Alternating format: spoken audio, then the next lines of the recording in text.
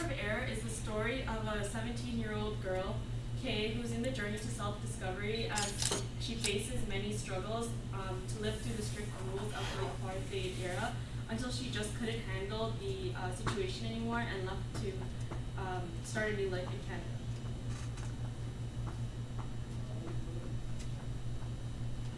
So the novel takes place in South Africa during the Apartheid era, which is from 1960 to 2000, and revolves around many places such as Durban, Pretoria, Johannesburg, and Toronto. So the theme of racism is a prominent one in an era of error, as colored South Africans were forced to reside in separate areas from whites. They had separate social institutions such as schools and hospitals. So contact between the different groups was restricted as the colored population was a threat to the white population. So the conflict in an era of error is person versus person, person versus herself, and person versus government. Person versus person is the minor conflict because Kay argues with Nellie, the girl who doesn't believe that her boyfriend is actually married. And person versus herself is when Kay reveals her fear of being alone when she gets lost during the riot, and also when she moves to Pretoria, or when she moves cities and she doesn't know anybody in the new city. So and also she's afraid of being in a city full of crime by herself, so she becomes a governess. Indians, coloreds, and blacks lived in fear of the white government because they enforced strong regulations of racial segregation, and the whites and coloreds were separated by social institutions and geographical barriers. So the whites would live on one side, the blacks would live on one side, and the colored people would live in the middle. An example of racism is when Frida and her son lived illegally in the Indian neighborhood, so they were caught in a raid by the police. They beat her with batons because the whites wanted to make sure that the blacks didn't maintain a secure employment. Blacks were required to carry passbooks to identify themselves.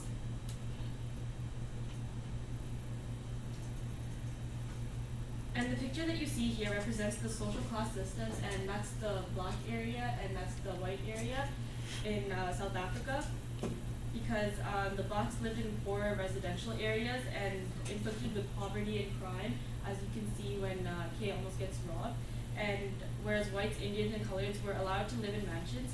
And this is strange because coloreds are actually part black, but they're allowed to live a luxurious life because of the white blood that runs through them.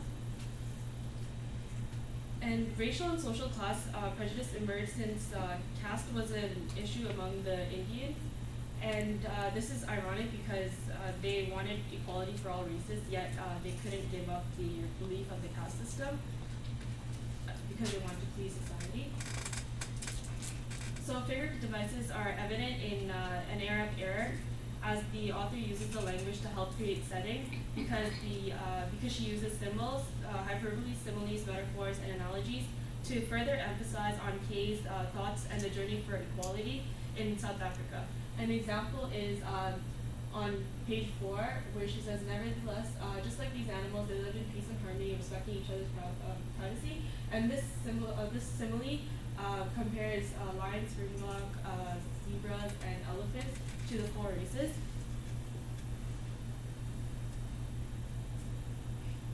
Intercaste and interracial relationships were forbidden, yet several teenagers found themselves breaking the rule, and they either suffered heartbreak or they ended their lives, like Kay's friend Shireen.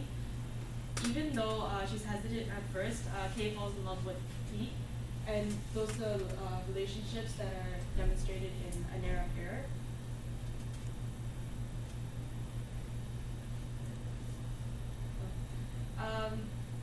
So Pete and Kay's love starts when they meet during the riot at the university, and Kay meets him again when she goes away for camp. They couldn't express their love because of the apartheid government, and they would be punished.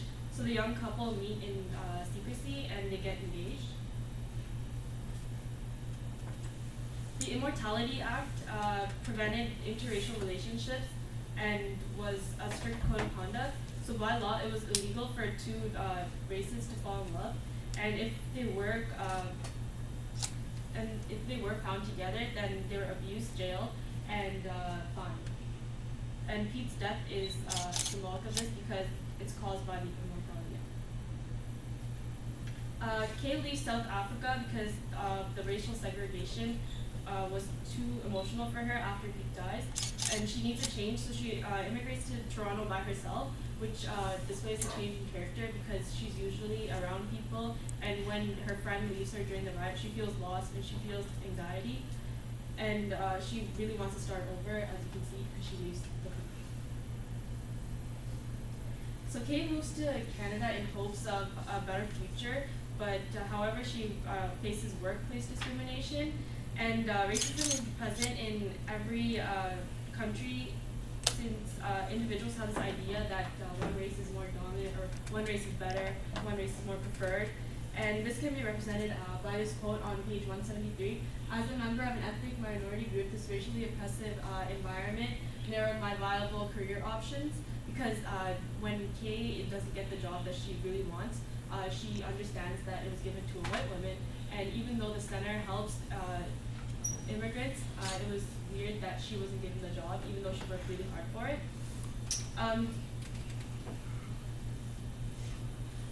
So when the apartheid era comes to an end, the political prisoners are released along with Nelson Mandela, abolishing the existence of the apartheid system. So in 1990, state president F.W. de Klerk takes away the ban on which the African National Government and other anti-apartheid organizations. So Kate celebrates in Canada with her new friends Chris and Mano, and also with pizza.